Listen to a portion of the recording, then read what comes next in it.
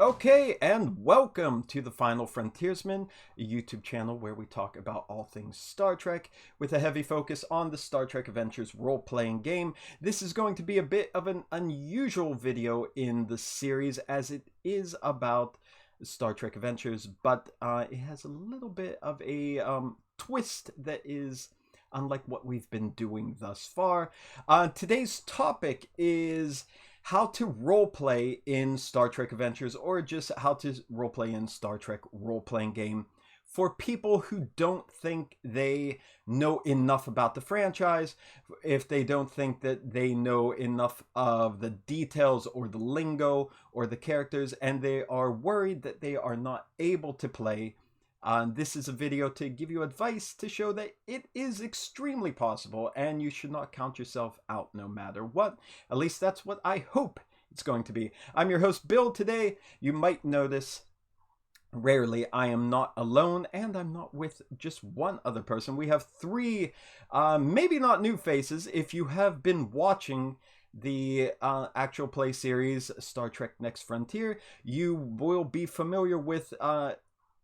I don't know where it is on the screen. On next to me on top here, you might be familiar with Lieutenant Frank Drake. David, would you like to say hello? Hey, good morning, afternoon, everyone. yeah, 1 a.m. for David. On the bottom, you might be familiar with, sadly departed the show, but always on our minds, Perry, who played Lieutenant Commander Velik. Perry, how you doing, sir? I'm doing good. Glad to be here. Glad to see everybody again. It's been a minute. It's been quite a while. Yeah, welcome back. Welcome back. And last but not least, the newest face, at least at this point, to the channel. Somebody who's appeared in every single episode thus far, I believe, of Star Trek Next Frontier, but you've only seen his Klingon side. We have Commander Urim Lok. Chris, hello and welcome to Final Frontiersmen. Hello, and to all the viewers, a pleasant current time of day wherever you are. And it's not a pleasant time for you. 2 a.m., I believe. Thank you, Chris. Thank you for joining us. Okay, so we're going to jump into it because, as you can tell, we're spread out all over the world, so it's very late and very early for different folks. So, again, the topic is, I've been hearing a lot on Reddit and Discord. There's a lot of people who are saying they're interested in playing Star Trek Adventures. They want to play Star Trek Adventures, or their game master is asking them to do it, but they don't think they know enough about Star Trek to be able to play the game. This video is to say that is not true. So I have gathered three members of our actual play series who are at various levels of familiarity with Star Trek, the franchise.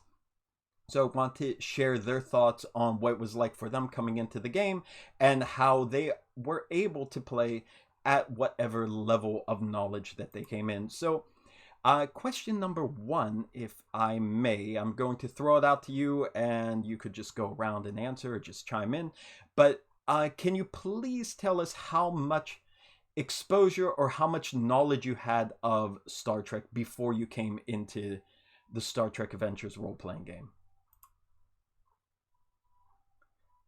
David, I guess I can start with that. Okay. All right. Go ahead, Perry. Go ahead. So, yeah. Well, when in your preamble, you talked about, people who are worried about if they don't have enough experience. I was exactly that person, right? My familiarity with Star Trek is very light. I've seen most of the movies and just like scattered episodes of the various TV shows over the years. So I've never been a big Trekkie, a big Trek fan. And when you asked me if I not only Trek, but role-playing games in general, like I've never really done a tabletop role-playing game or anything like that before. So when you asked me if I wanted to do it, I was a little bit hesitant because I didn't know anything about it. And I was worried about holding up the game or not having enough knowledge. So I'm exactly the type of person that this video is geared towards. So that's my situation. Is I came in as pretty much a complete newbie to this situation. I remember you saying that when I offered the game to see if you were interested, and yeah, I think if anyone saw the sessions you were in, though, they would be pleasantly surprised to hear that you didn't know what was going on, because you did great performances. But yeah, there was Perry. Chris, would you like to share what was your level of exposure? Yeah, I was a little bit more intermediate, I guess. I hadn't watched any Star Trek within probably 10 years of playing the game. I'd seen all of TNG and Deep Space Nine and most of Voyager, more close to the time that they released in the 90s, watching it on television. But I definitely needed a refresher when we started. And so with the first few episodes that we played, I took the time to watch the first season of TNG again, just to kind of like reorient myself in the setting. And the first season of TNG didn't scare you away from playing with how bad that very first season is. No, it's good in its own way. In its own way, yeah. That's a good way of saying it. Okay, David, how about you? What was your experience with Trek like? So mine was pretty similar to Perry's in the sense that I had never seen a Star Trek episode. So I'd never seen any of the TV shows. Wow. I'd only ever seen the two newer Star Trek movies. So Star Trek and what was it? Into Darkness. Oh yeah. That was all. pretty much it. I knew of Star Trek because I am a little bit of a nerd, so you can't not know of Star Trek, but I'd never seen any of the TV shows. Yeah, I had the two movies and that. You've that seen was that about before. It. Okay, so I see. This was a thing in primary school. Can you do this? I don't know what it was. I still can't. Jeremy just always trashes me at the end of the videos. That's a salute. I can't do it. I'm an old man. I still can't. But oh well. So as you can see, like at least 3 members of the crew from our role-playing game, which you may have seen on this channel. 2 members, very little exposure. Chris, who was at least watched when it was released, that was decades ago. So he still jumped into it without having it fresh in his mind. So with that knowledge going in, with that maybe forgetting what the game or what the series was like, or even not knowing at all, we jumped into the games and everyone gave it their best, and I think it worked out well the way people are doing it.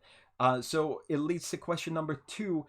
What was easy for you to roleplay in Star Trek at the level you came in?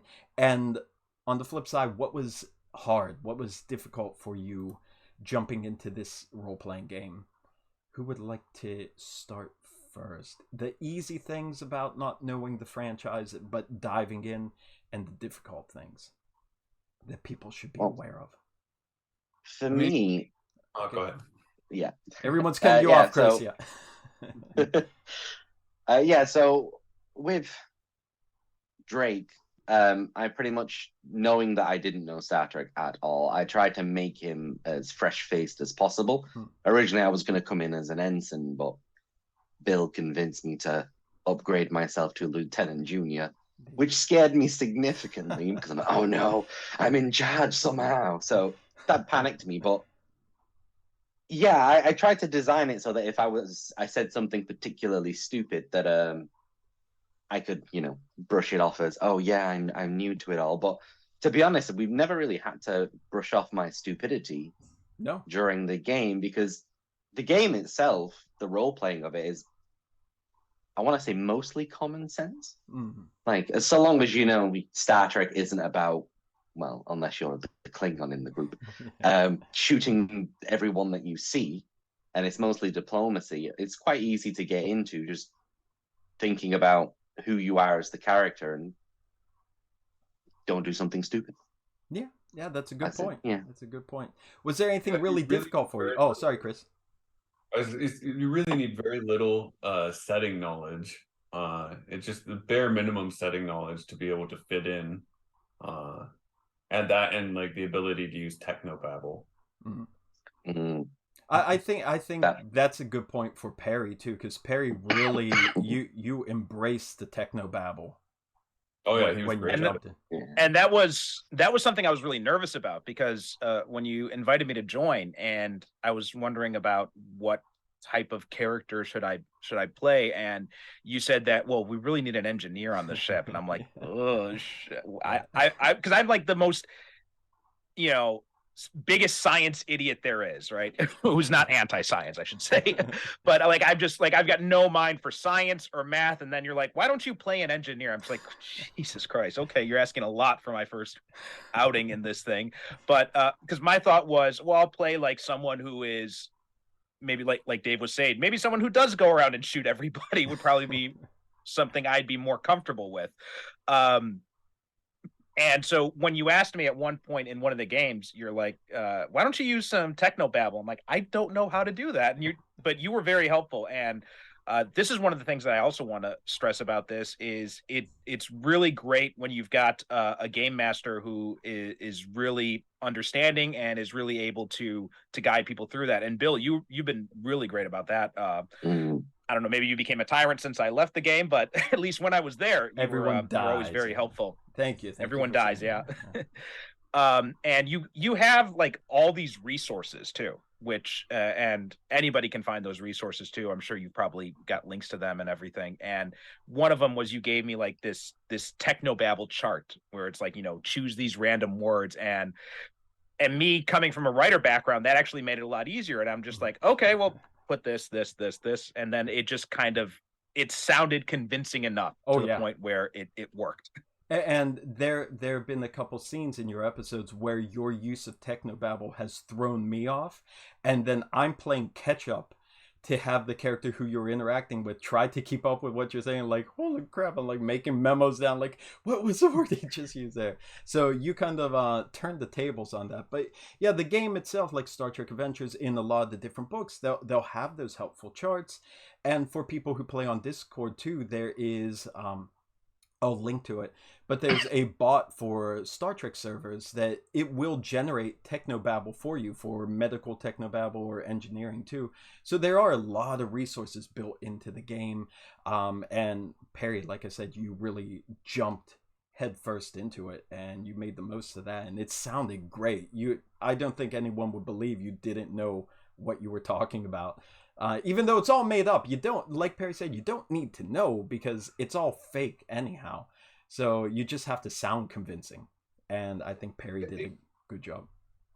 I think part of for me at least, like part of what can be intimidating about Trek is like the stereotype about Trekkies is that they know like all these exact details about exactly how each ship works and all the minutia.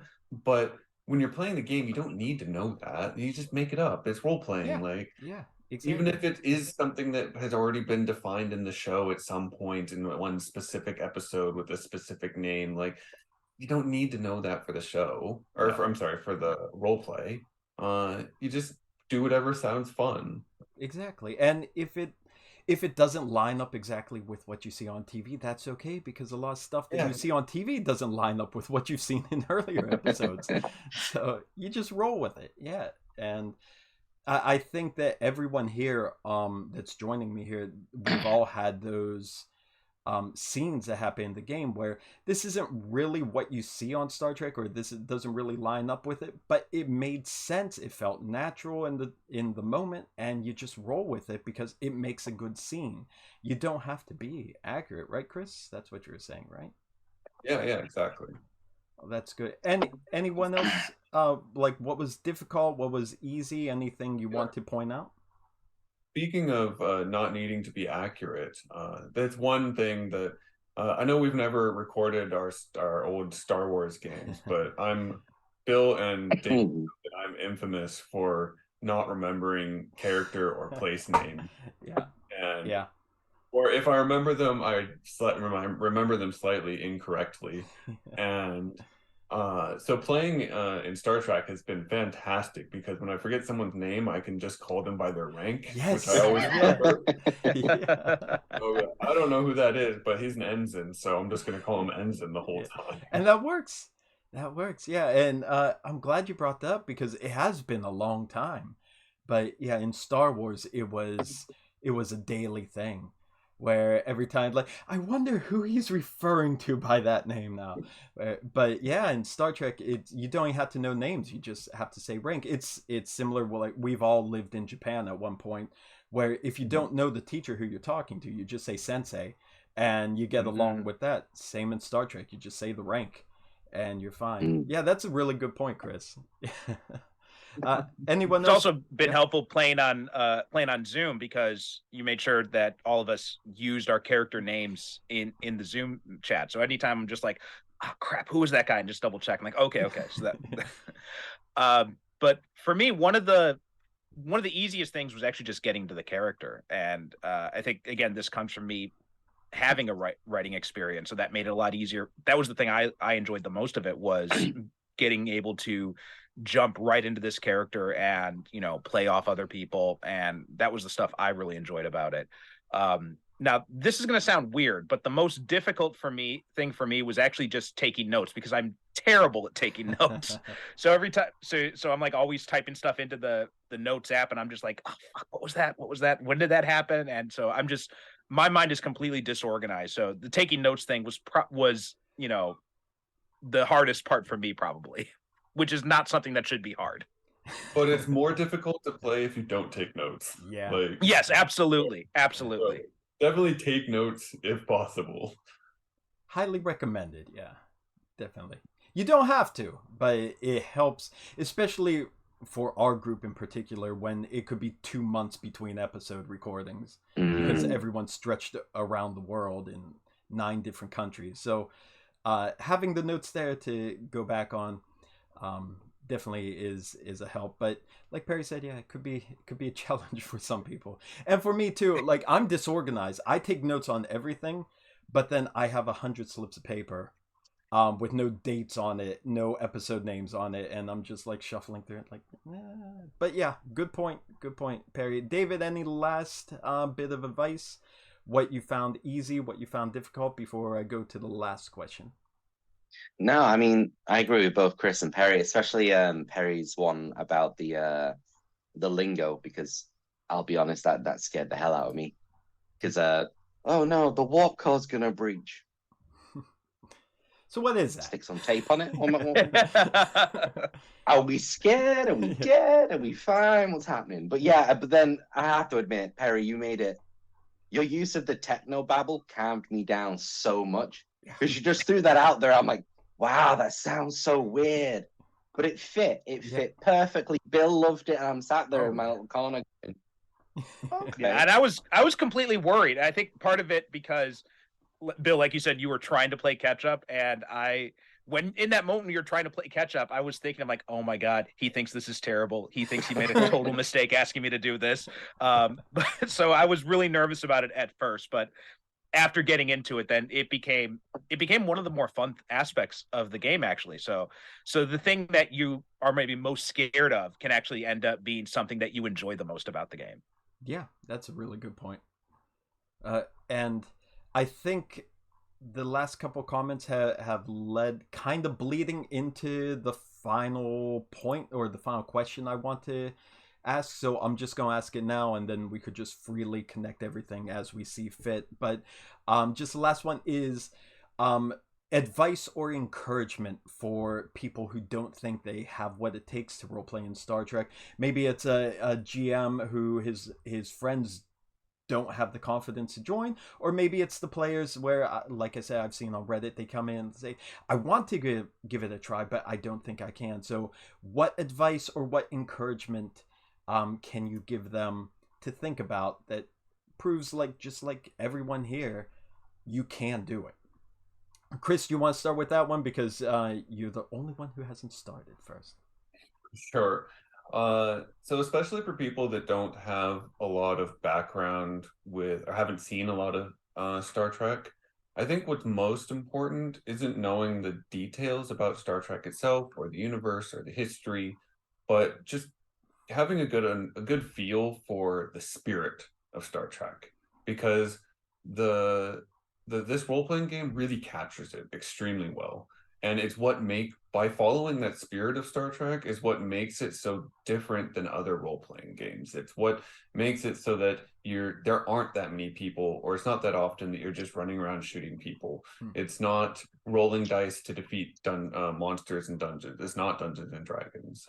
It's not about leveling up your character and increasing stats and about getting cool gear.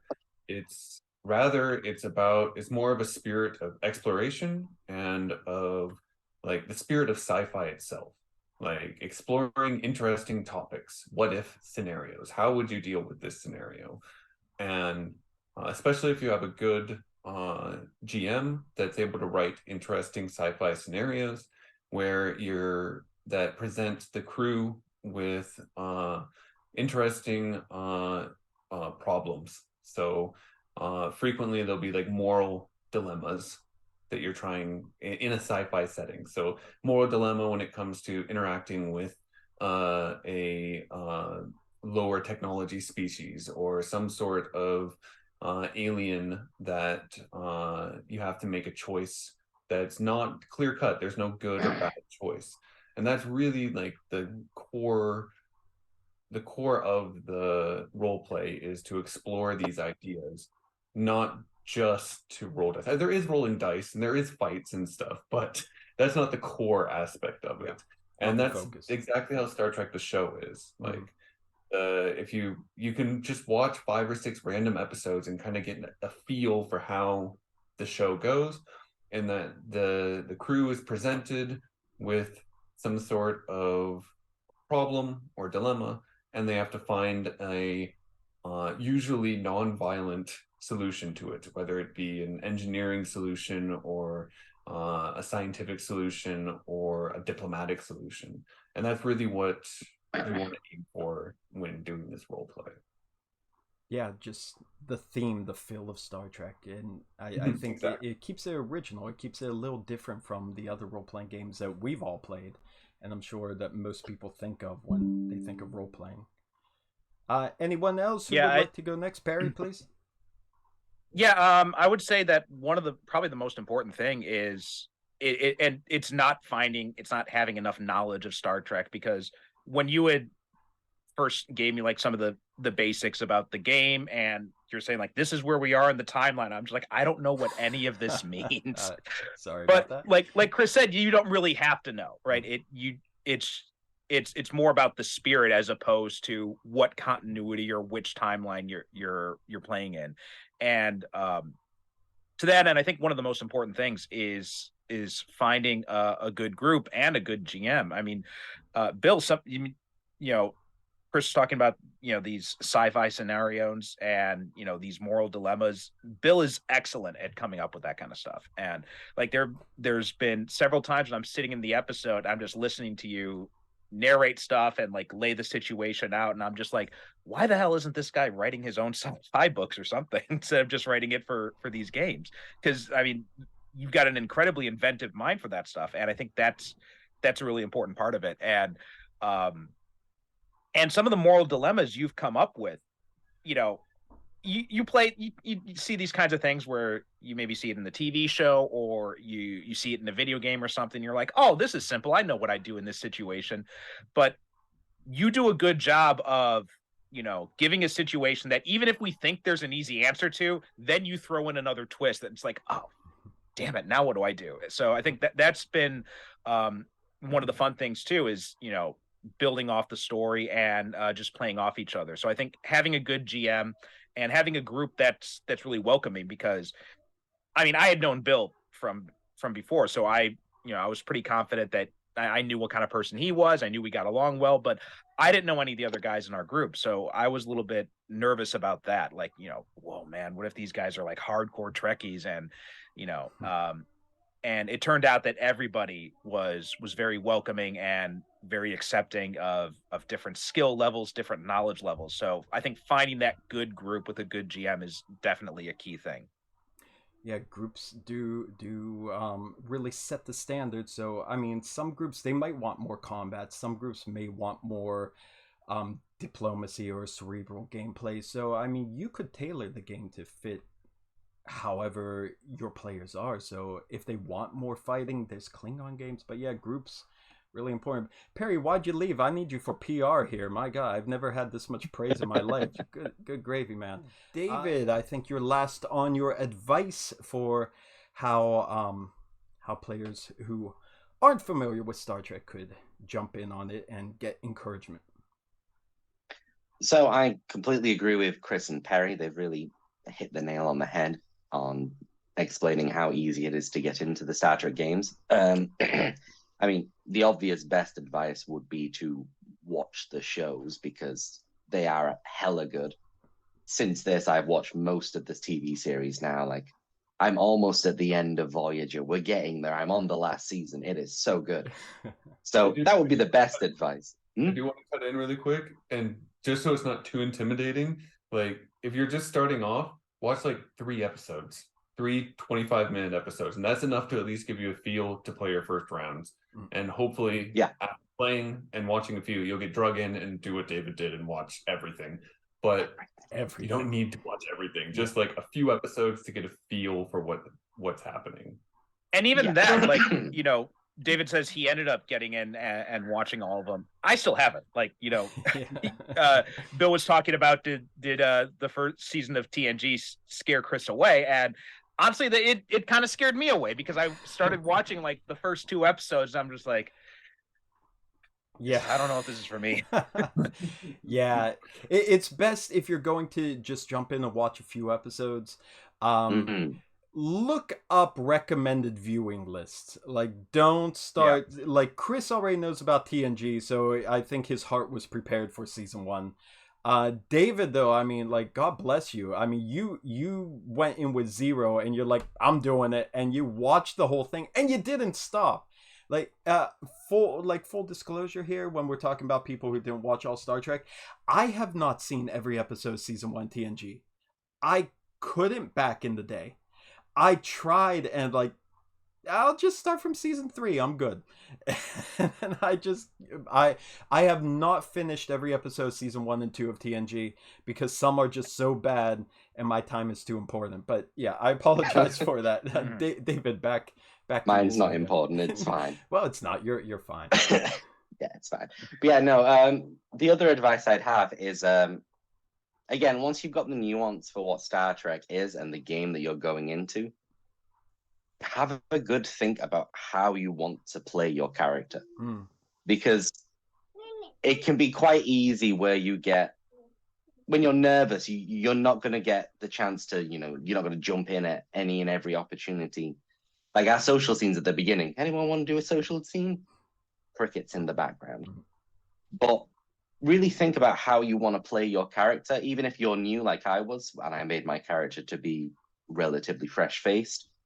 Even then, I knew what my role was and how I participate in the game. Admittedly, I chose the shooty because that's my experience.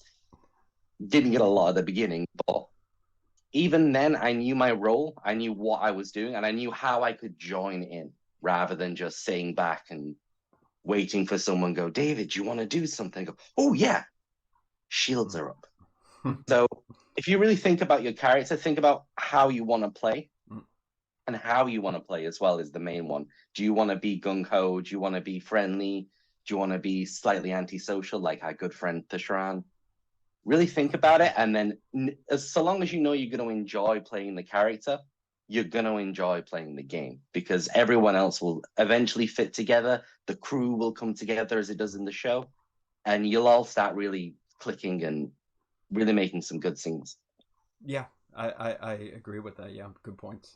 And I think to add on to that, think about, like I said, you know, the game is more about problem solving than it is about dungeon crawling or anything like that.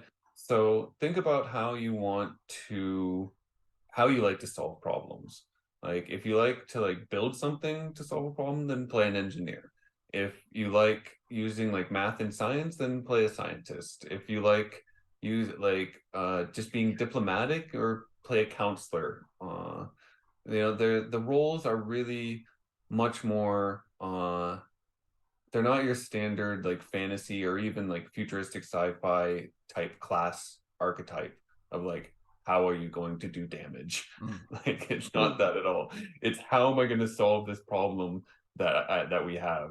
That's like, maybe the problem is that we've run out of fuel, or maybe the problem is that we can't we've run out of oxygen, or maybe the problem, or more often than not, the problem is we've met another group of people that we need to interact with without using violence, and we need to help them in some way. We need to help them get home, or we need to help them find the people that they've lost, or any number of different things. And there's a multitude of different ways to approach the problem, and your position in the ship, whether that, like I said, is a scientist or an engineer or a medic, is going to determine how you approach and help your other party members or other crewmates solve the problem as a whole, because everyone has to work together to do it.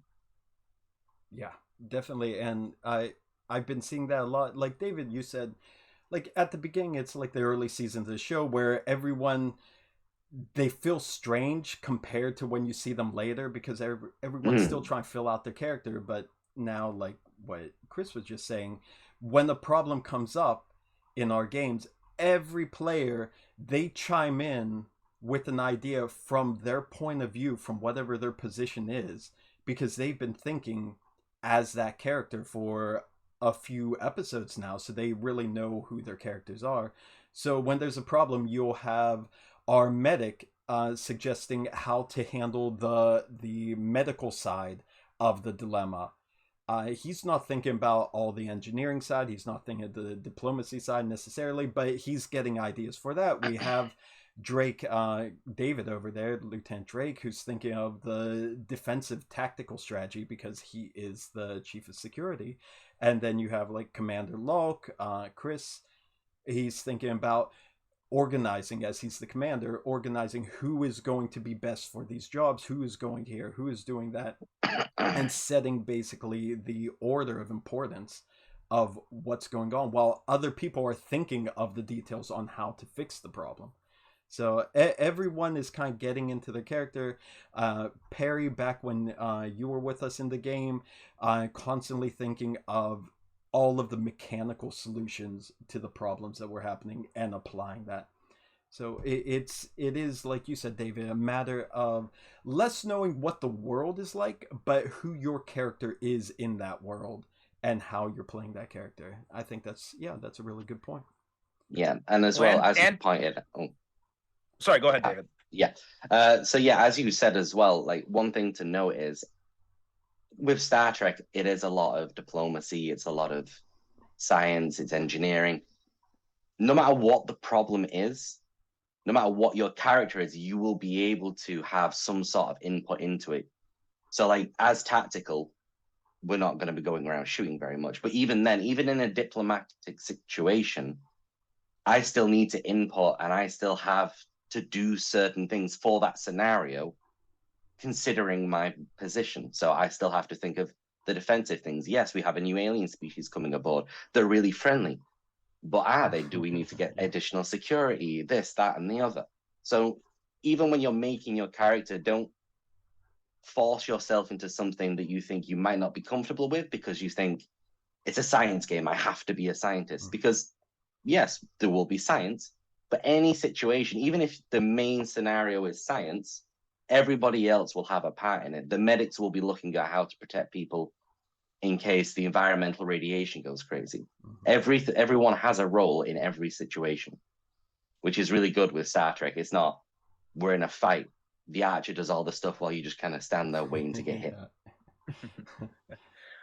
Well, also to that, I was going to say that, again, I got to stress that don't worry if you don't know about the science or the mechanical stuff or anything like that, because first off, you can always ask questions, right? So that even if you're, and there have been lots of times when I'm just like, can I do this? And you're like, maybe, and we'll try it and we'll see how it works. And so yeah, that's one of the fun things about this is like, you're not really that limited, right? It's at the end of the day, it's just make believe. So you throw stuff out there, see if it sticks, and just roll with it, right? Just run with it, just have fun with it. And And again, you don't have to worry about knowing all the science of Star Trek because it's all BS anyway. So Right? Yeah. feel free to play around with it. And I honestly, like the Technobabble, it is so much fun. It's so much fun to just like mix together these random words and just spout them off and just see how people react to it. And it sounded so good when you did it too. Like you were so convincing, Perry. Like, I don't think anyone has grabbed that same level. We have it used still, but I think you embraced it in your Vulcan logic as Lieutenant Bellic. I mean, you just it was good. So thank you for that. I do appreciate that. We still talk about that a lot. And to add to that, like the number of times that I myself or other people in the group have been like, Bill, my character should know this, right? Yeah, I don't know, but yeah. my character should know this, right? Exactly. Yeah. I'm a Starfleet officer. I should understand this inherently. What is it? Yeah, like that. That's perfectly fine because the game, you should understand, the game master and the players, you should all understand this is like a highly technical world, but just like the actors who play on the TV series, they don't know what any of the stuff means, and neither do we as the players. So like Chris said, he knows his character knows what's happening, but he as the player doesn't know what that is in the world. So yeah, all you have to do is say, like he said, like, I know that, what is it? And then you explain to the character, and then he performs it or he relays it however he determines to do it. But yeah, you don't have to know everything. You are pretending to be someone who knows everything, and that's the only thing that matters. So I don't think anyone has to stress about not being able to play in Star Trek, because you don't need to know anything. It's all, like Perry said, it's all make believe. So just make believe, make it whatever you want it to be, right? Yeah, absolutely, definitely. Any final thoughts? Yeah, Chris? I think it's a bit easier to do that in this system too, if you compare it to like Dungeons and Dragons, because I always get the feeling in Dungeons and Dragons sometimes that it's kind of like, sometimes it feels like it's the players versus the DM. Like the DM like has set up this campaign or this dungeon to like challenge the players to try and get it through, or to see if they can get through the challenges that the DM has created for them. And in that light, it's more difficult to like ask the DM for information, because then it feels like you're like cheating or like not able to perform it.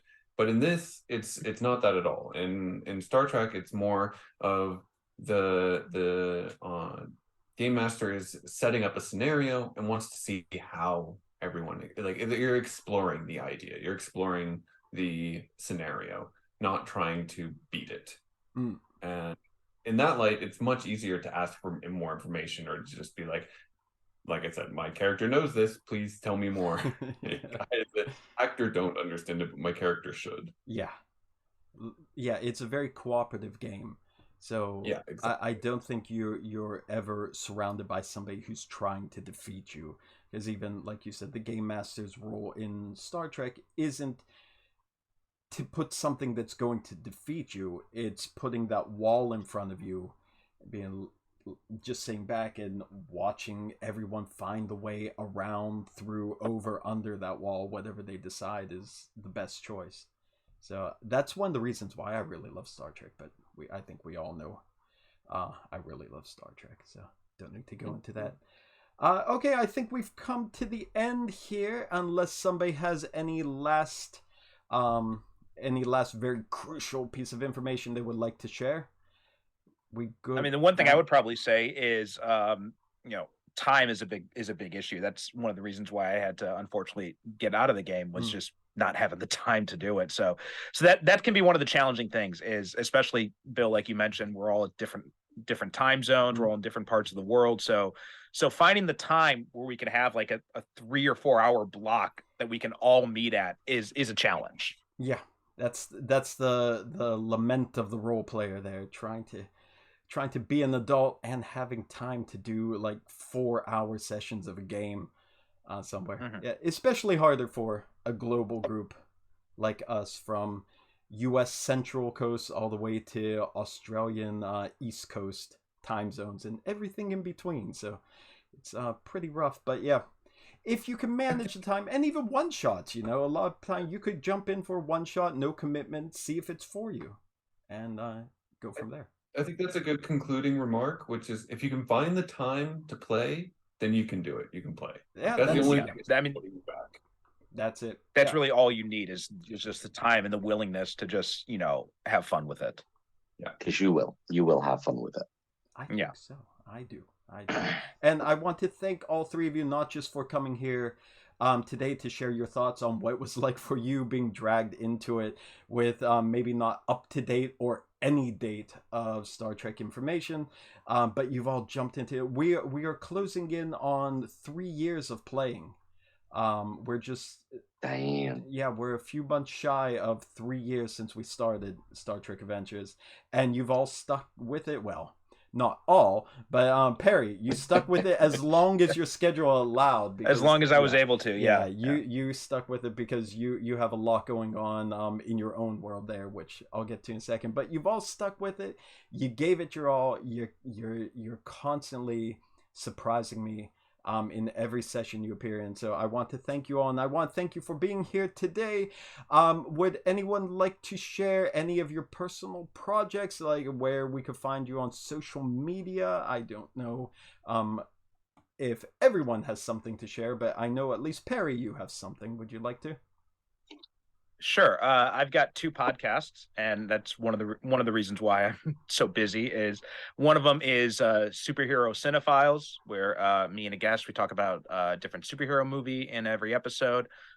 We just finished about 160 episodes now. We're up to now, something like that, or soon coming out.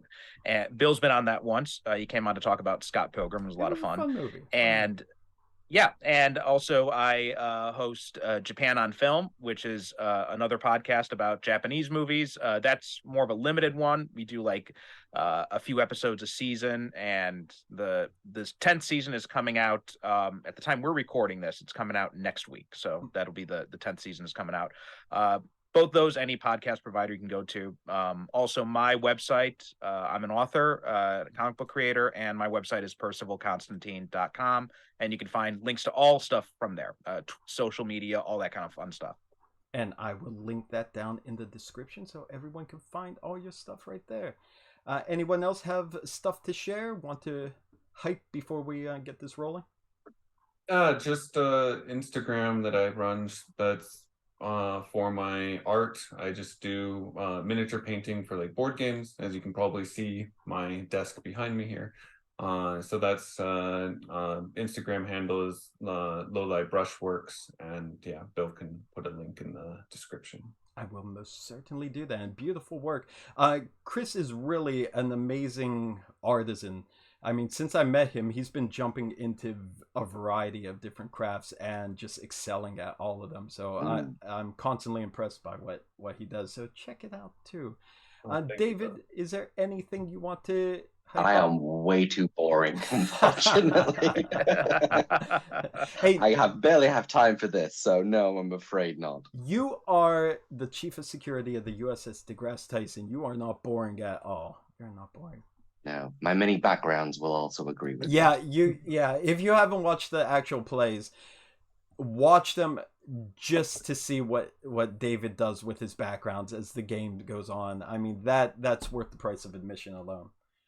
But okay, I'll put the links for everything down in the YouTube description box here.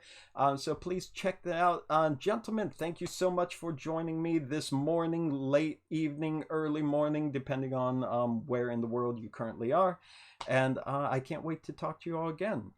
So thank you very much, and thank you all for watching. I think that's probably just Jeremy, but I will catch you next time. So thanks a lot. Live long and prosper. Everyone, do the Vulcan salute that I can't do. Do it for me. Damn you all. Damn you. Oh, damn you. Okay. Peace and long life. I'll see you later. Thank you. See ya. Bye.